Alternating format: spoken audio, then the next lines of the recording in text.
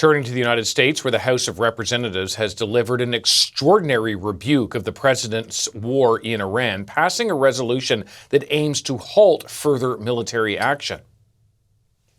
On this vote, the yeas are 215 and the nays are 208. The concurrent resolution is adopted. The vote marks the first time enough Republicans have joined Democrats to halt the 3-month war.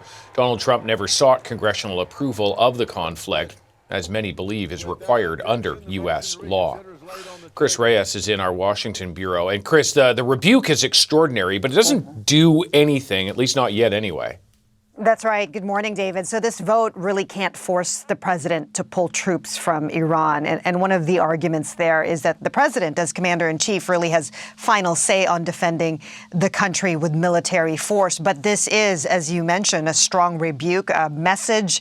And some lawmakers are saying that it's a powerful one, especially with 4 Republicans willing to take a stand against Trump. It took every Democrat, David, and 4 Republicans in the House to get this legislation over the finish line after multiple failed attempts, which tells you that momentum has been building against the war in Iran the longer that it continues with no end in sight. Representative Thomas Massie has been one of Trump's more vocal challengers within the Republican Party. Here's what he had to say about it. I'm excited that it did pass. And people are tired of this. They're tired of $5 a gallon gas and $6 a gallon diesel and fertilizer we can't afford to put on our fields in Kentucky. So I think it sends a good message that the People's House, which represents the people, is tired of this war. And David, President Trump did post on Truth Social about an hour ago calling this vote meaningless.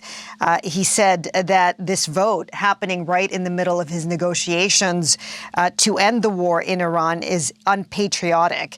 And he goes on to say they know where the negotiations stand. The Democrats are fueled by Trump derangement syndrome.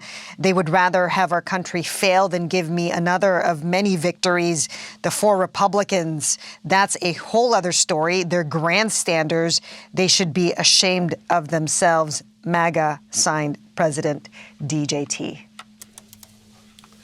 This now goes to the Senate, this resolution, where the Republicans have a majority.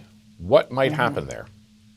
That's right. So the Senate will now vote on this measure where, as you mentioned, the Republicans have a slim majority.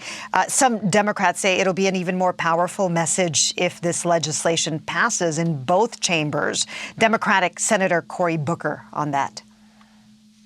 American people are paying for this mistake, and he has no real off-ramp. He is in a stalemate. The most powerful nation on the planet is in a stalemate with Iran. And so all his protestations that he somehow devastated that country and won this war, it has been a colossal failure by his own measure.